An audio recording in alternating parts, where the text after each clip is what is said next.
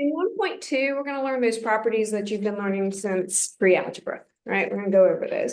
And it's basically solving algebraic problems. It sounds like it's going to start off kind of easy, but the problems do get harder. That's why I want you to be able to work with each other and try to help each other through so you can talk through it and see where you get stuck, okay?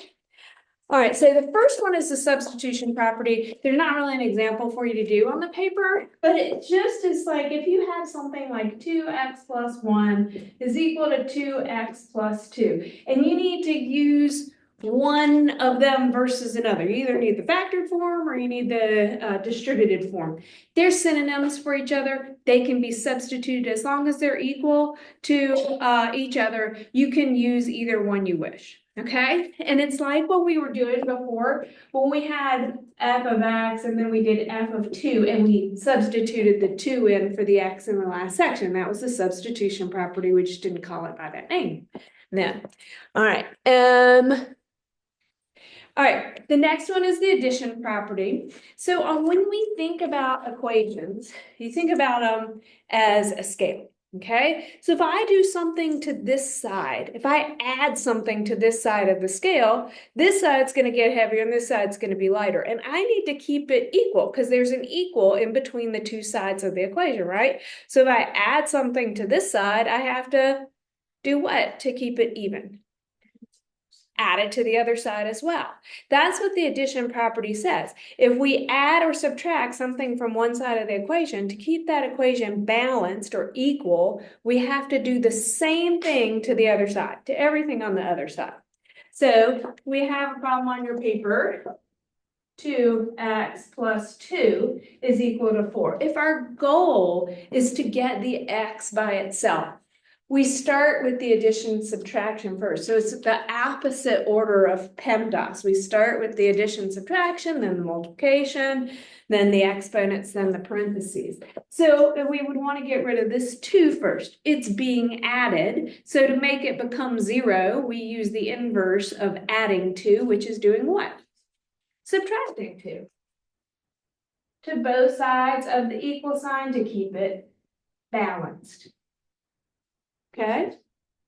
Now, oh, yeah. So but that's the addition property, just adding and subtracting. Then we move on to the multiplicative property, which would be what we would do next to solve that problem. So there's a couple of things. When we have a number that's just being multiplied, right? That is, to get rid of it, we would do what? What's the inverse operation of multiplication? Division. We would divide both sides by 2, okay? And then we'd get x equals 2. Sometimes you're going to have a fraction. What's the one on your paper? 6. So if the numerator is 1, you can think of this as 2 ways. You could think about this problem as x is being divided by 3, because remember when we multiply numbers, we do top times top and bottom times bottom when we have fractions there. So this is really just x over 3. X is being divided by 3. So what's the inverse operation of division? Multiplication. So it's on the bottom.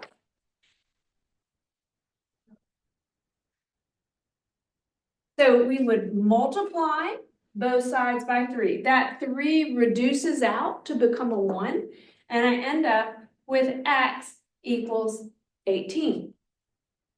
Okay? Sometimes you have a fraction that's not 1/3. So we could do that 2 ways, or not a 1 in the numerator. Okay, this one's not on your paper, but it's good to see. All right, so let's just say we have 2/3 x equals 6. Okay, so now we have a fraction in front.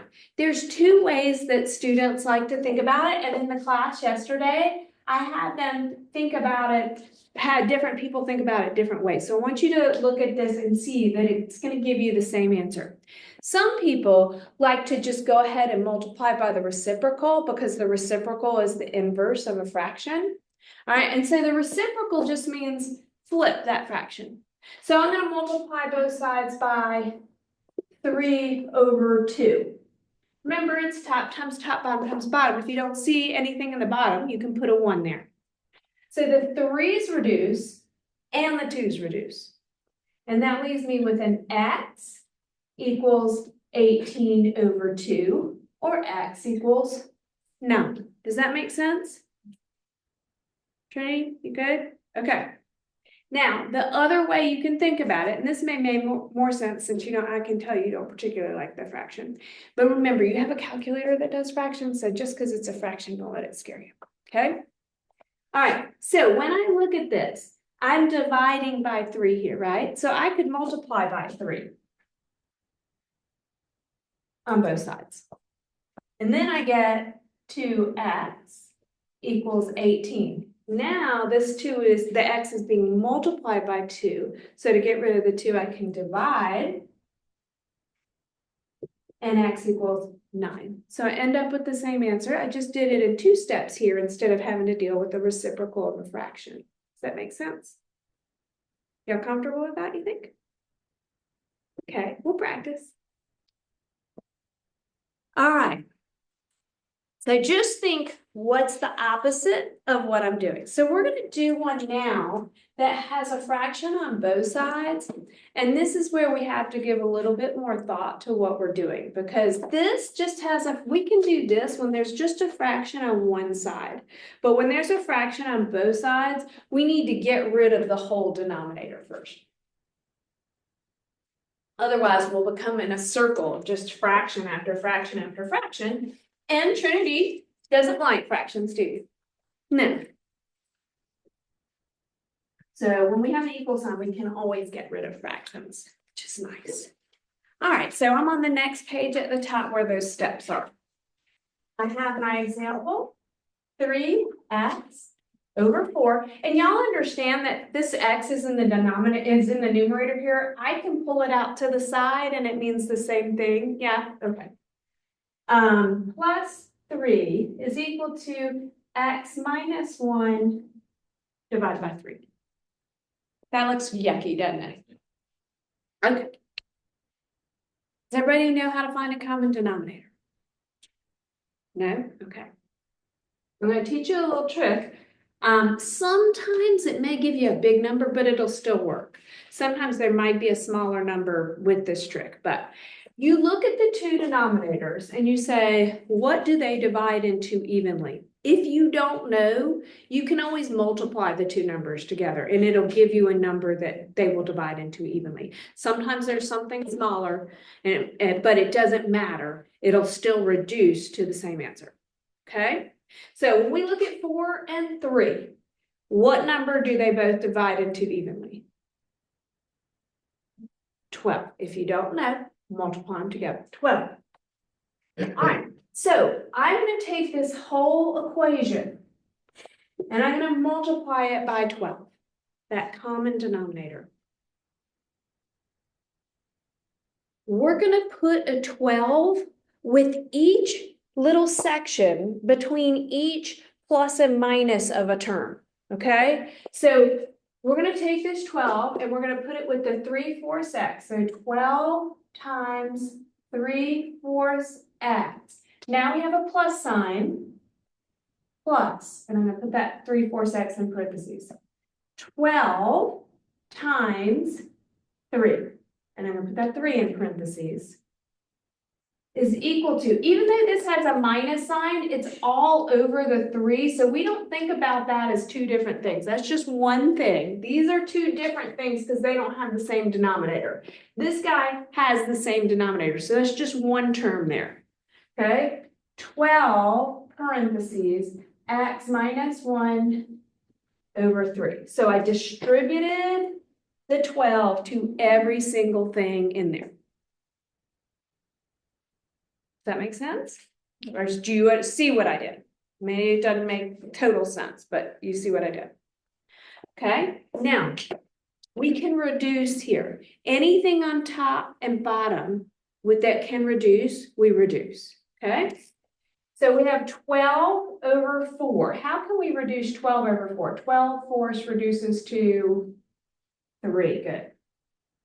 This doesn't have anything to reduce with, so it's just going to sit there. And then we have 12 over 3, which reduces to 12 divided by 3. 4. If you don't know, you got a calculator in front of you. Don't be scared to use that calculator. That's why you have them. Okay? Now, when we multiply fractions, we multiply top times top, bottom times bottom. If we don't see a bottom, it's a 1, or you can use your calculator and you can do 3 times 3. All right, so we got 3 over 3, which is, or 3 times 3, which is 9x, plus 12 times 3, which is 36. And then we have this 4, and there's 2 things in this parentheses, so we need to distribute that 4 to each piece of that. So that is equal to 4x minus 4. Okay, make sure you understand it. When you do, I'll go. So remember this 12 over 3 reduced to a 4, right? And now it's, this parentheses means I'm multiplying. And since there's 2 things here, I have to multiply both of those things by that 4. So 4x minus 4. Okay? Now, once we get that and where fractions are gone, we've just got this nice basic algebra problem. We want to get the x's on one side of the equation and anything that doesn't have an x on the other side. So I've got to move a couple of things around. What, Kenzie, would you like me to move first? The 4x. Okay. So if I'm going to bring this 4x to this side, I want to make it disappear from that side. So what do I need to make it disappear? Remember, I'm moving the whole 4 and the x, not just the 4. If I were just moving the 4, I would divide because the 4 is being multiplied by the x. But I want to move this whole thing, and it's a positive 4x. So how would I move it to this side? I'd have to subtract it, right? I'd have to put a negative 4x here to make that go away. And if you like doing this all in one step, the next thing that I'm going to do, feel free to do it all in one step. I just like to show all the steps when I'm teaching something.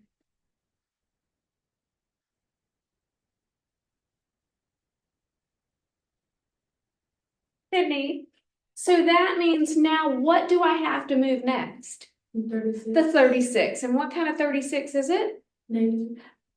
I will. It's positive, they're gonna subtract. Beautiful. I'm going to subtract 36 from both sides. Question. Yeah. Why did you bring that 4 down instead of killing it and just putting an X? Because I wanted to get, let me show you in this next step what my goal was. So see how I have my X on one side of the equal sign and my number on the other side. There's no X's over here. So I had to move the entire 4X. Otherwise, if I just divided by 4, I'd still have that X there. Yeah, okay. So I want to move the whole thing. All right, thank you. All right, now we're ready to use the multiplicative property, Cam. And what do I need to do to get this X by itself? What's in the way of that X? What's on the same side as the X that I don't want there? A 5. And what's that 5 doing with the X? It's going to be divided to get rid of it, right? It's multiplying right now, so I'm going to do the inverse operation, which is division. X equals negative 8.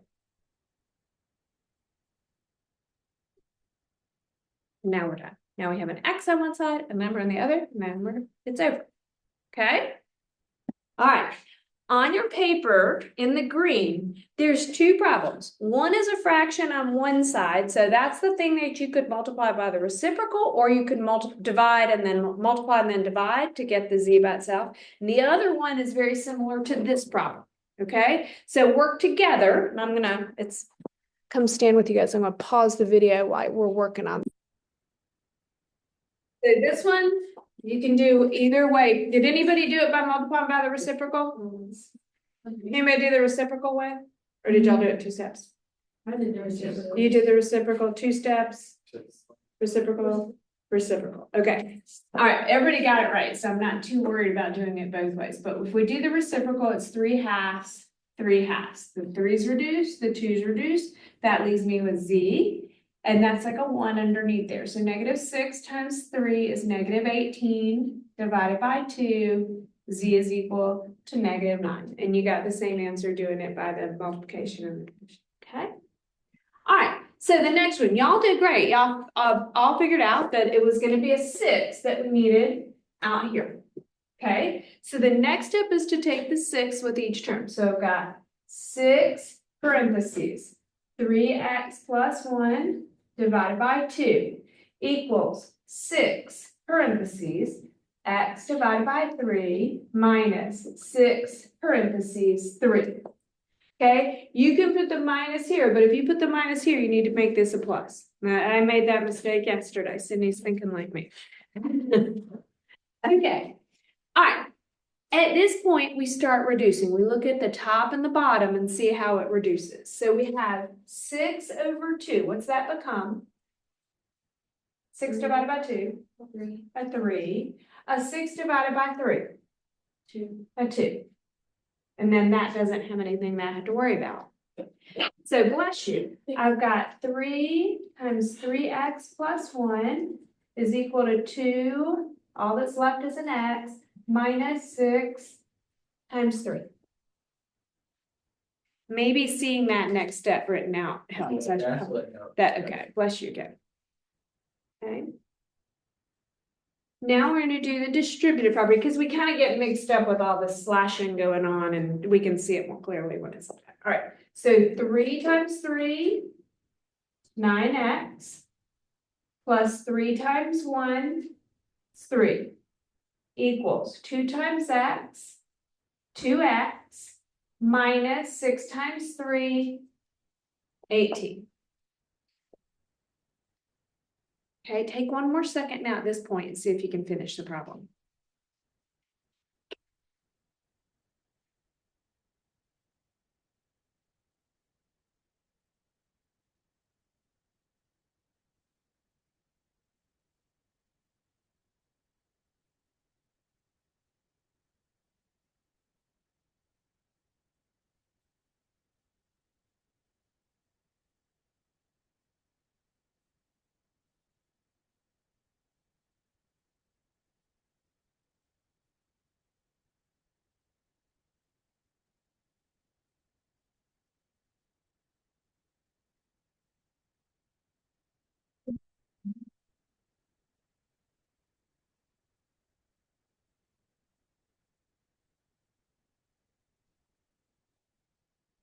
You should get a plus sign right there. That's the issue. On this one, so am I adding 18 or subtracting 3? Okay, if you subtracted 2x and 2x, if you have 2 x's and you take 2 x's away, you don't still have an x. I give you 2 apples and I take 2 apples away, you don't have an apple left, right? So you have nothing left. Oh, okay. It's only when you divide that you might, by a number, you might still have an x left. You know, I add 18, but Well, we've got the x over here, so we need to get rid of the 3.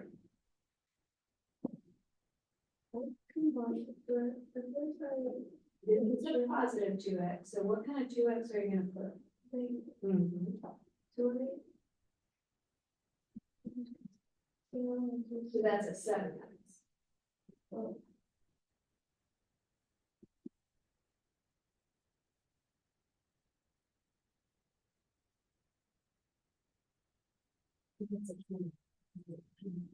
That's a -18, you lost your minus sign when you erased, you have it. And subtract 3. Okay. So this is a positive 2x. So we're gonna subtract 2x, subtract 2x. That leaves you with 7x plus 3 equals -18. Minus 3, 7x equals -21. Divide by 7, x equals -3. Okay?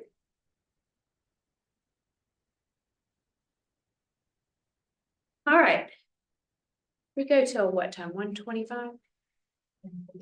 Oh, good, we're good. All right, we're gonna pause now and do these next four working in a group. You need to head out. So the first one is 39 minus 5k equals 1 minus 8 times negative 8 minus k. So the order of operations says we have to do multiplication before we do addition and subtraction. So it's very tempting to want to add that, but we can't do that because this is being multiplied times that right there. Okay, so 39 minus 5k is equal to 1. Negative 8 times negative 8 is plus 64. Negative 8 times negative k is plus 8k. All right, so I could add these two next. Y'all may have done it in a different order, but I know we all got to the same place. So 39 minus 5k is equal to 65 plus 8k. I combined those because they were on the same side of the equal sign. I don't have to do the opposite when they're on the same side. All right, now I'm going to add this 5k to bring it over to this 8k. And that gives me 39 equals 65 plus 13k. I don't know why I wrote the equal sign, plus 13k. And then I want to bring this 65 over to the other side. Minus 65 minus 65, that gives me negative 26 equals 13k. Now the 13 is being multiplied by the k, so we divide to get rid of it. K equals negative 2. Okay? If you're not sure if you've got the right answer, you could take this negative 2 and substitute it back in for K using the substitution property, substitute it in there, and the two sides should be equal. Okay, so you can check these answers. All right, the next one. 4y minus 7 divided by negative 7 is equal to 1 minus 6y. All right, this only has a fraction on one side, so I get to just multiply by that number everywhere. When I multiply, I need to remember to use my parentheses. So I'm going to do negative 7 times 4y minus 7 over negative 7 equals negative 7 times 1 minus 6y. Parentheses help us to recognize that distributive property that has to happen. So I have a negative 7 on top and a negative 7 on bottom. I'm going to reduce those out. You cannot reduce inside that fraction. We couldn't have reduced those negative 7s there because they're connected to that subtraction sign. We can only do it when they're there by themselves. All right, so this gives me 4y minus 7 is equal to distributive property, negative 7 plus 42y. Then it looked like most of you subtracted the 4y. Negative 7 equals, bring that on down, negative 7 plus 38y. I'm going to add 7, 0 equals 38y. Divide by 38, divide by 38. Y equals 0. Do not be afraid of a 0. It is a possible number that we can have for an answer. Okay. Now, the next two are kind of weird. So we'll do them together. All right. I have 4/3 times 9w minus 51 is equal to 7w minus 68 minus 5w. So the only bad move that you can make is no move. If you look at this and it overwhelms you, try to find one thing that you can do.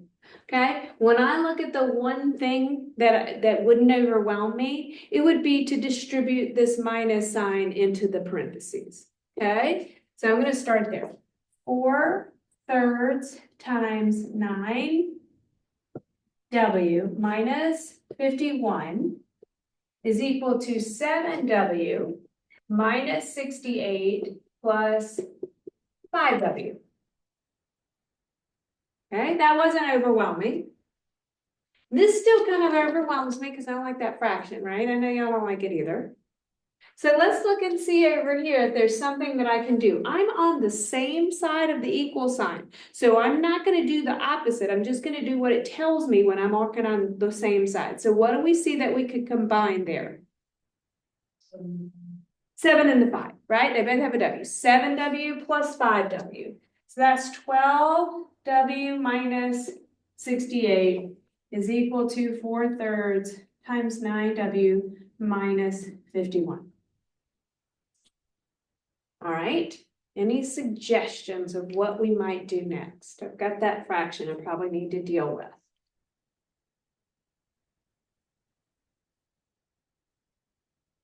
You want to get rid of that 3 in the denominator? Okay, how are we going to get rid of the 3 in the denominator? Multiply both sides by 3. So I'm going to stick a 3 up here. And then I'll put this 3 out here. You might have done it a different way. And if you did, that's okay. Might have multiplied by the reciprocal. All right, so now I've got 4 times 9W minus 51 is equal to 3 times 12W minus 68.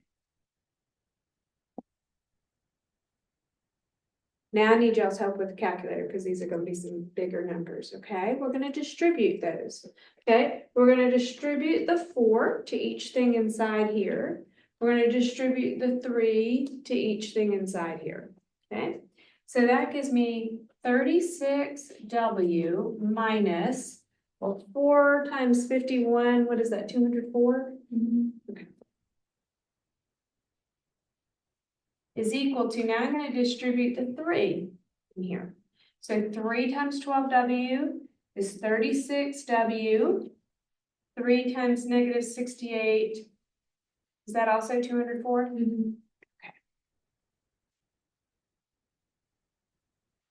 So here's what happens. When I subtract 36W over here, I'm left with 0. Minus 204 is equal to minus 204. And if I add 204 to both sides, I've got 0 equals 0. Is 0 equal to 0? Is that a true statement? That means that any number I put in here for W will work. When everything disappears, or if you see, oh, I've got 36W minus 204 and 36W minus 204, it's the same thing. That means the solution is all real numbers. If you want to simplify that to a symbol, it's a capital R with 2 lines. Okay, if it gives you a true statement, it's all real numbers. That means the variables disappeared. Okay. Sydney, did you, I saw you, I think you kept your W. You got it that far, but you kept that W. When we're subtracting and it's gone, it's just gone. Okay.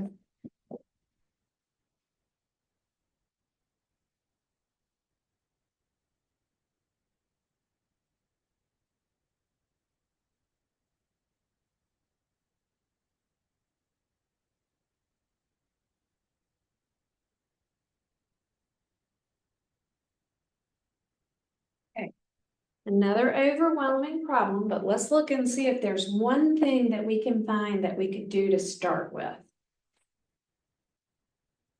Anybody see anything that makes sense that we could do? When I'm trying to find it, I'm not looking at moving stuff around. I'm looking at this side to see if there's something I could simplify that's easy, or this side that I could simplify. Do y'all see anything that would be easy to simplify? Yeah, these two things are like terms. What number is in front of an X if we don't see a number there? A 1. So this is 3X minus 1X. If I have 3 X's and I take 1 X away, how many are left? 2X.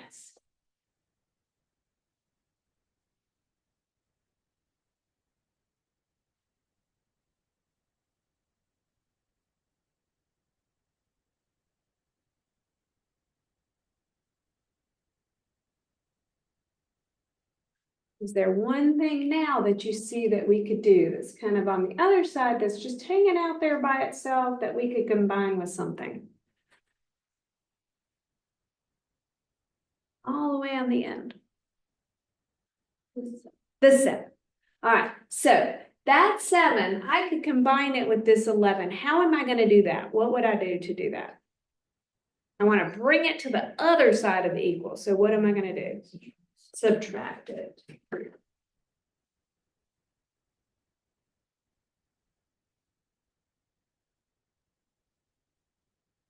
Like that 4.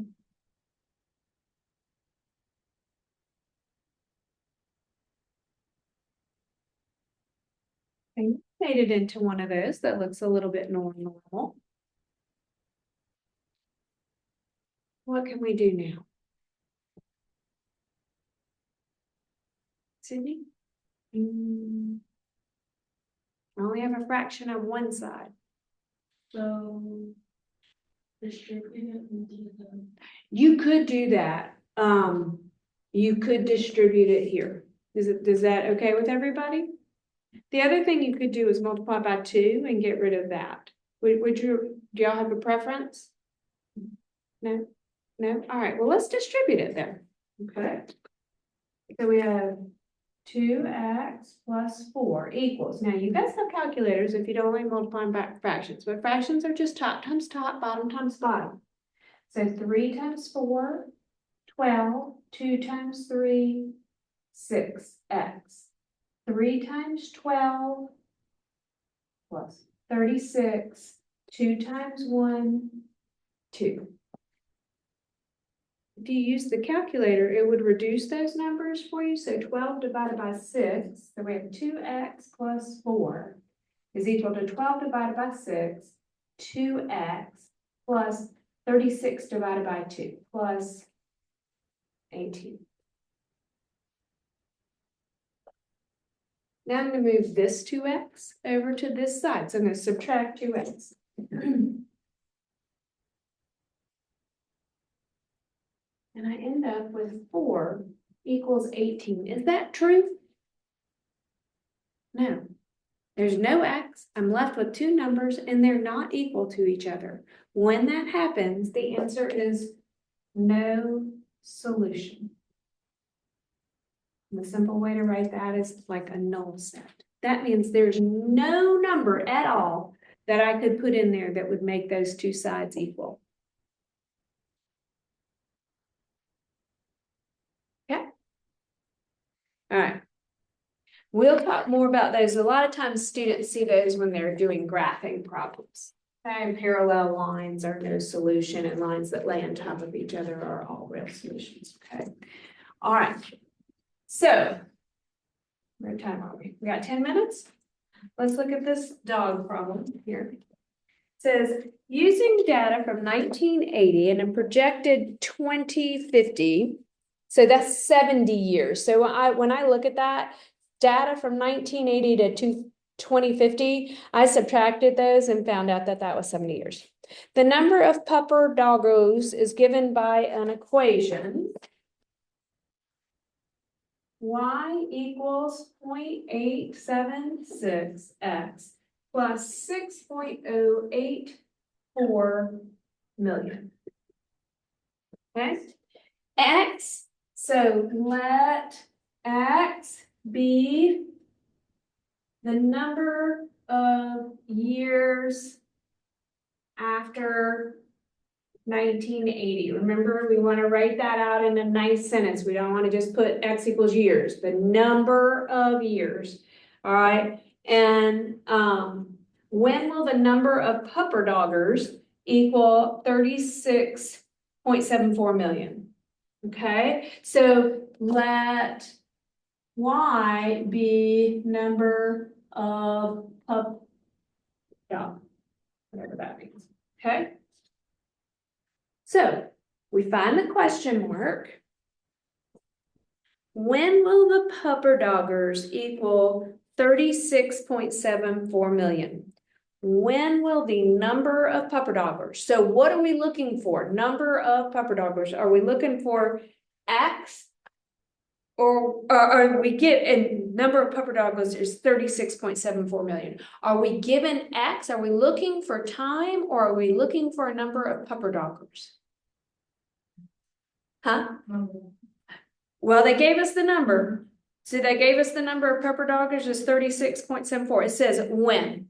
When means that we're looking for time. If we're looking for time, that means that this X is gonna stay an X in my equation. So they must have given me a value for Y. And they did, if they gave us a number of pupper doggers, 36.74 million. So we're gonna substitute that 36.74 million is equal to 0.876x plus 6.084. And how do we solve for X in this problem?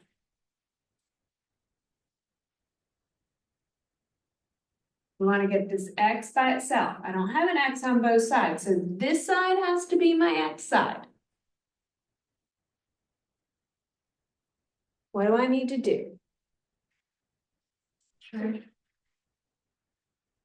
The 6.081. Okay.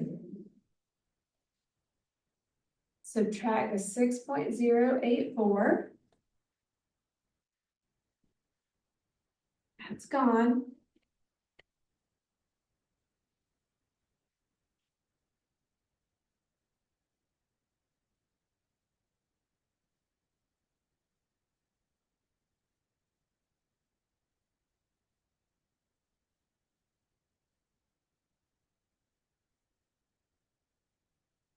We get 30.66. Okay. Now, what do we need to do? I want the X by itself. What's that number I want to get rid of? 9876 And how are we going to get rid of it? divided. Divide, because it's being multiplied.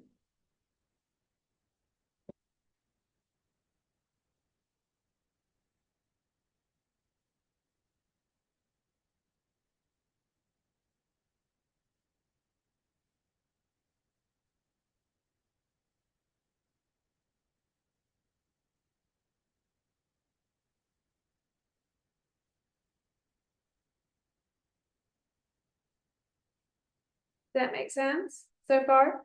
Okay. That doesn't tell me what year though.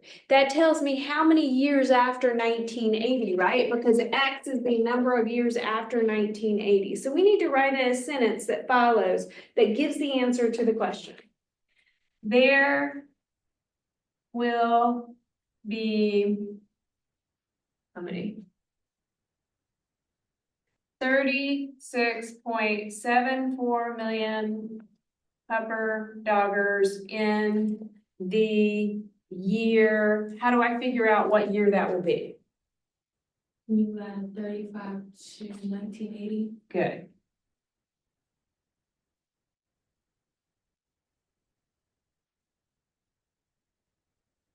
(2015) Okay, so we need to define those variables. We need to write an answer, our answer in a sentence form that explains what we just found. Okay.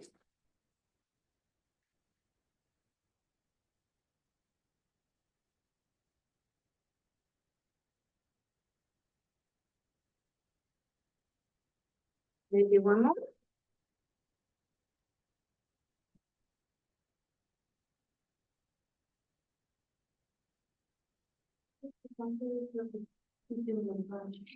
Shift equals.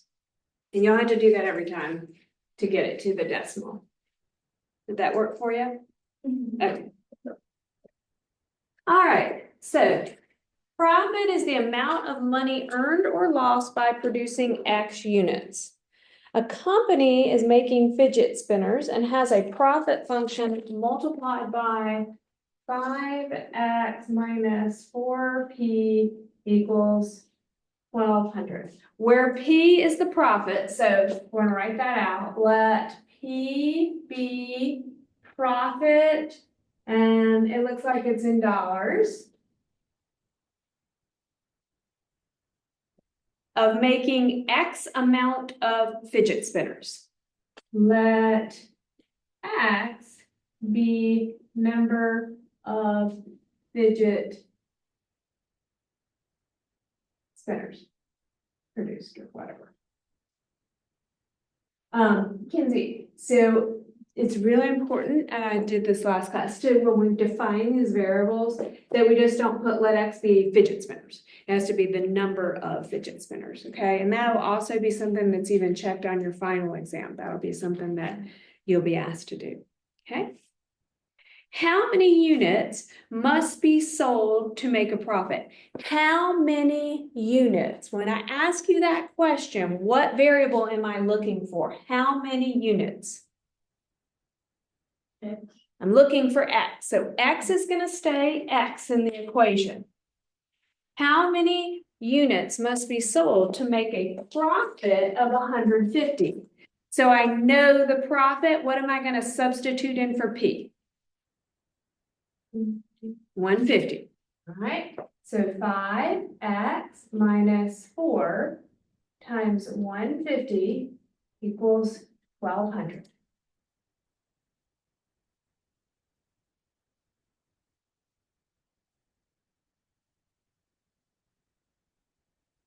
Trinity, what are we gonna do? Okay.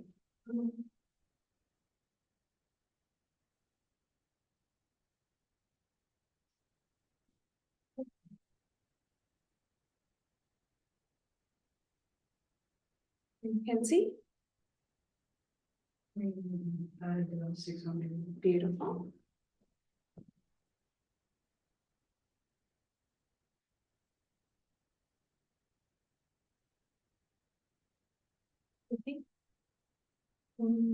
Divided by 5, both sides by 5.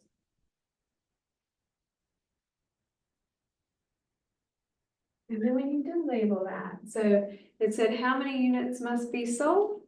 360 units need to be sold.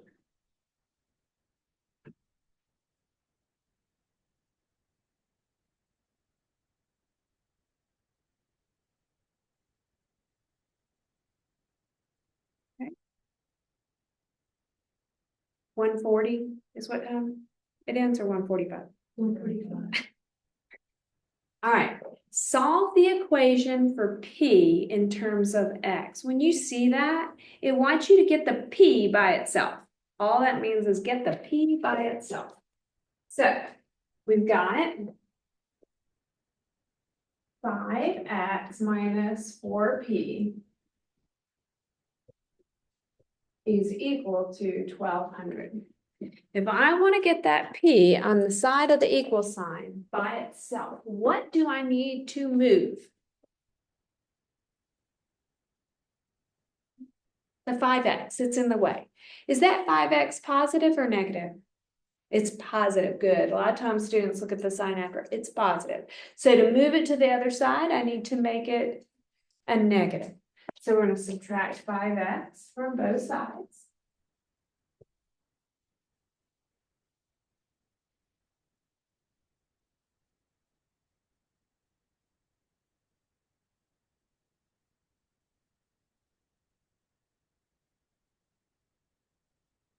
Now, Kinsey, what's in the way of that P being by itself? If I want the P by itself, what's in its way? What do I need to get rid of? P by itself. I want to get this P by itself.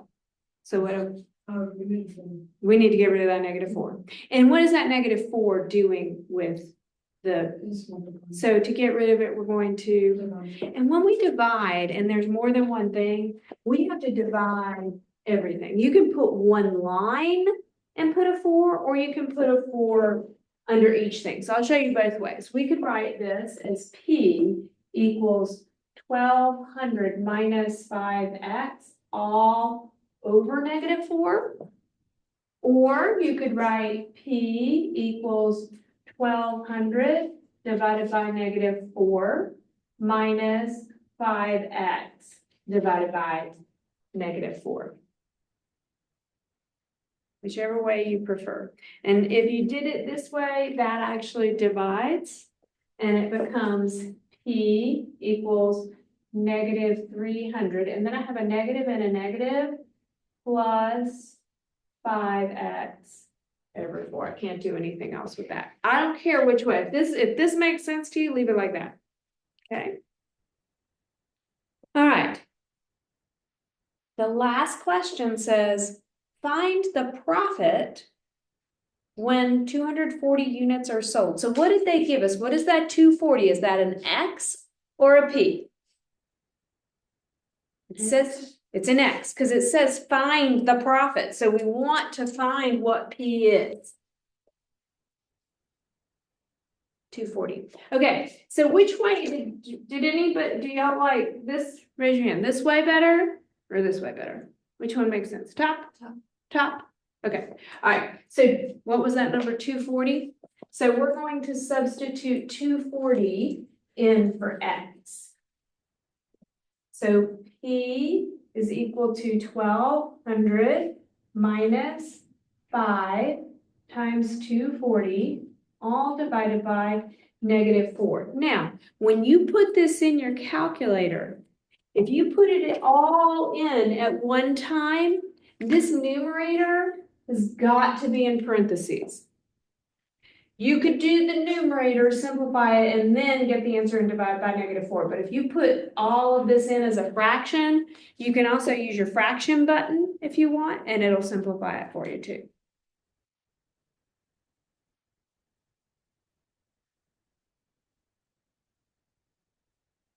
And I don't have the attention to this problem, so do it real quick.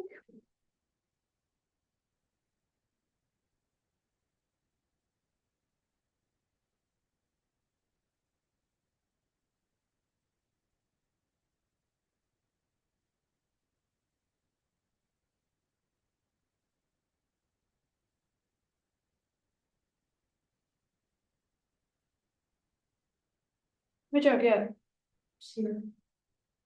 0?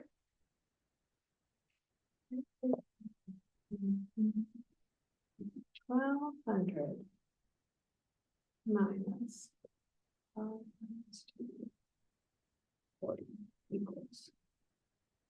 Oh. 0. Yeah, that's 0. I put it in the first one wrong. All right. So your profit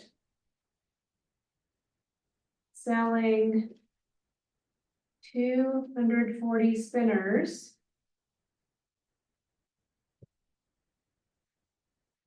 is $0.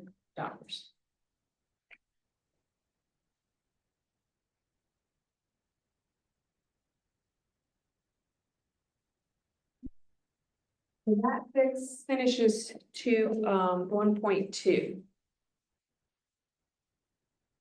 And let's see, on your, I think on your calendar, your 1.1 homework is due Friday, right? And then your 1.2 homework, I'm not sure, because I've got to look at my schedule, but that's not due that. So I would start the 1.2 homework because you may have some questions on those problems, and you can bring your computer in to class and I can help you with those questions if you have some while we're working, okay?